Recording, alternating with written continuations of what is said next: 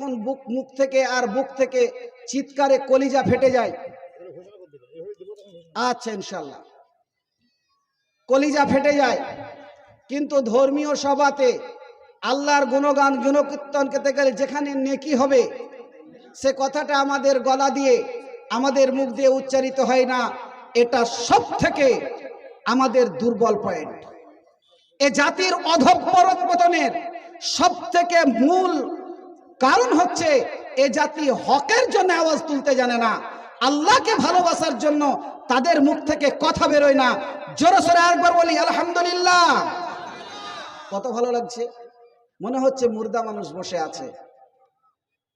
তারপরে পরেই বিশ্ব মানবতার আদর্শবান ধর্মগুরু, পৃথিবীর বুকের মানব জগতের শ্রেষ্ঠ মানব মা আমিনার লাল মরুর দুলাল তাজদারে মাদানী সৈয়দুল মুরসালিন খাতিমুন নবীন, নবীকুলের শিরোমণি, আরব ভূমিতে জন্মগ্রহণ করার পরে আরব ভূমির রুক্ষ মাটিতে আসার পরে সারা পৃথিবীর আনাচে কানাচে, সারা পৃথিবীর কোনায় কোনায় ইসলামের সুশীতল আদর্শ, ইসলামের মায়াবী আদর্শ যিনি সারা পৃথিবীর বুকে বাস্তবায়ন করেছেন, সেই মহান মানবের উপরে আল্লাহর তরফ থেকে শত সহস্র কোটি দরুদ ও শান্তির ধারা অবতীর্ণ হোক।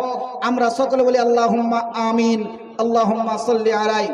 সম্মানিত উপস্থিতি, সময় অত্যন্ত কম, পিছনে 1 ডজন বক্তা উপস্থিত হয়ে আছেন, সেহেতু সময়ের দিকে লক্ষ্য রেখে আমি আমার কিছু অতীব জরুরি কথা, যেটা আল্লাহ পাক রব্বুল আলামিন কোরআনে বিবৃতি দিয়েছেন, এই পৃথিবীর বুকে আমাদেরকে যে পাঠিয়েছেন, এই পাঠানোটার কারণ বা উদ্দেশ্য কি, কিভাবে আমাদেরকে পাঠালেন, কেনই বা পাঠালেন, আর পাঠানোর পরে আবার আমাদের জন্য 2টি জায়গা নির্ধারিত করলেন, একটি জাহান্নাম আর একটি জান্নাত। তো জাহান্নাম আর জান্নাত কি করে আমরা যাব, কটা ভুল করলে মানুষ অধঃপতনের অতলতলে তলিয়ে যাবে, এ মর্মে আমি আপনাদেরকে কিছু পথ এবং দিশা দেখানোর চেষ্টা করব ইনশাআল্লাহ। আসুন আমরা প্রথমে জেনে নিই যে আমরা পৃথিবীর মানুষ, এই পৃথিবীতে অবস্থান করছি, আমাদের কটা পর্ব, কটা জগৎ, কটা জগতে আমরা দণ্ডায়মান।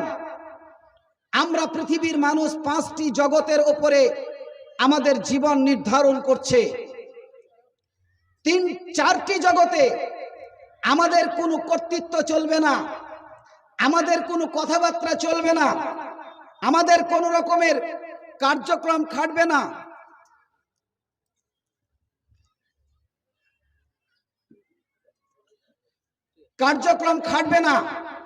একটা জগতে আমরা বাহাদুর, একটা জগতে আমরা শক্তিশালী। এটা কি?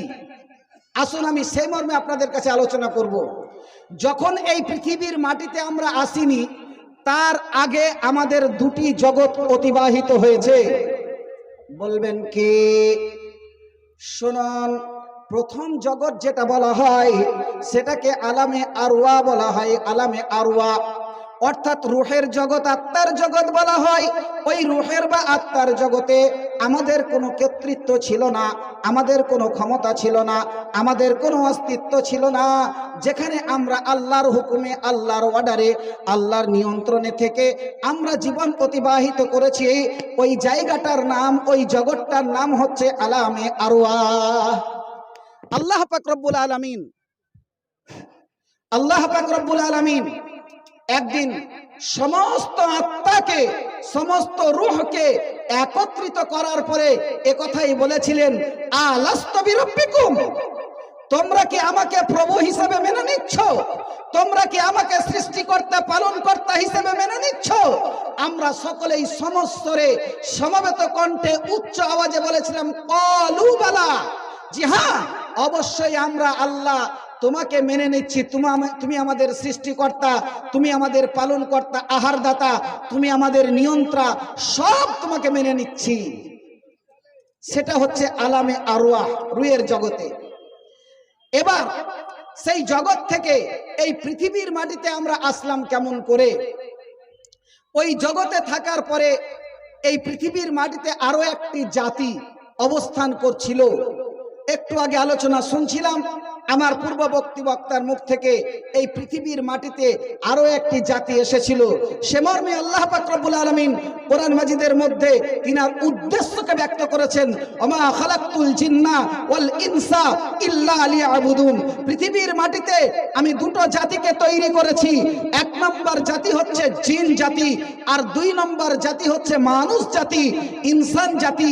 এই দুটো জাতিকে তৈরি করার লক্ষ্য উদ্দেশ্য, দুটো জাতিকে তৈরি করার আমার উদ্দেশ্য হচ্ছে ইল্লা লিয়াবুদুন। তারা এই পৃথিবীর বুকে ইবাদত করবে, বান্দাগি করবে, সেপ্তসরা আরাধনা করবে কার? আমার, অর্থাৎ আল্লাহ। আল্লাহর উদ্দেশ্য এটা, অন্য কিছু নয়। আল্লাহর ইবাদত করার আরো একটি জাতি আছে, আরো একটি সম্প্রদায় আছে। তারা কারা জানেন?